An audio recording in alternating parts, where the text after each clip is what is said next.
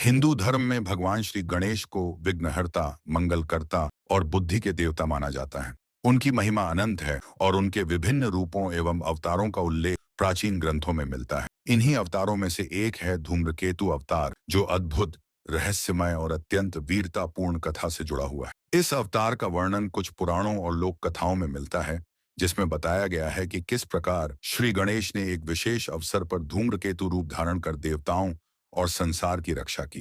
कथाओं के अनुसार एक समय असुरों का आतंक चरम पर था। असुरराज अहिप्रेत ने गहन तपस्या कर महादेव से वरदान प्राप्त किया था कि कोई भी देवता या मानव उसे पराजित नहीं कर सकेगा। इस वरदान के बल पर वह तीनों लोकों में अत्याचार करने लगा। देवताओं के यज्ञ बाधित होने लगे, ऋषि मुनियों की तपस्या नष्ट होने लगी और धरती पर भय का वातावरण छा गया। अहिप्रेत का मुख्य उद्देश्य था ब्रह्मांड पर पूर्ण नियंत्रण करना और देवताओं को अपने अधीन करना। उसने सूर्य और चंद्रमा को अपने अधिकार में लेने का प्रयास किया, जिससे सृष्टि का संतुलन बिगड़ने लगा। आकाश में धूल और धुएं के बादल फैल गए और सूर्य की किरणें भी मंद पड़ने लगीं। समस्त देवगण और ऋषिगण संकट में पड़कर कैलाश पर्वत पहुंचे और भगवान शिव पार्वती से सहायता की याचना की। तब माता पार्वती ने कहा, यह संकट केवल हमारे पुत्र गणेश ही दूर कर सकते हैं। वे न केवल बुद्धि और ज्ञान के स्वामी हैं, बल्कि आवश्यकता पड़ने पर अदम्य वीर भी बन जाते हैं। भगवान शिव ने सहमति दी और गणेश जी को बुलाया। गणेश जी ने सबकी बात सुनी और गहन चिंतन के बाद कहा, अहिप्रेत का अंत तभी संभव है जब उसे आकाश में जाकर उसकी शक्ति के स्रोत से काटा जाए।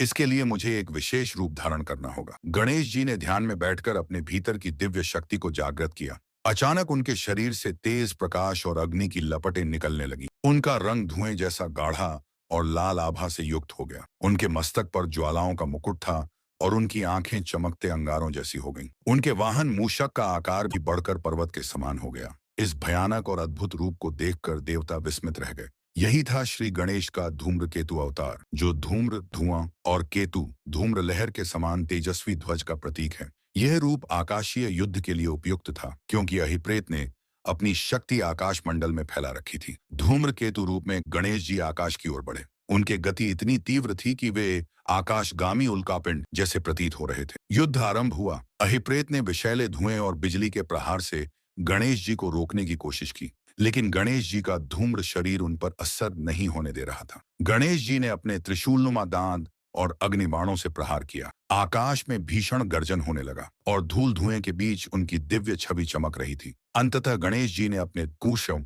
धूम्र चक्र नामक अस्त्र से अहिप्रेत के शक्ति स्रोत को काट दिया। जैसे ही वह स्रोत नष्ट हुआ, अहिप्रेत दुर्बल होकर धरती पर गिर पड़ा। अहिप्रेत ने पराजित होकर भगवान गणेश से क्षमा मांगी। जी ने कहा, शक्ति का प्रयोग सृष्टि की रक्षा के लिए होना चाहिए, विनाश के लिए नहीं। गणेश जी ने उसे सही मार्ग पर चलने का आशीर्वाद दिया।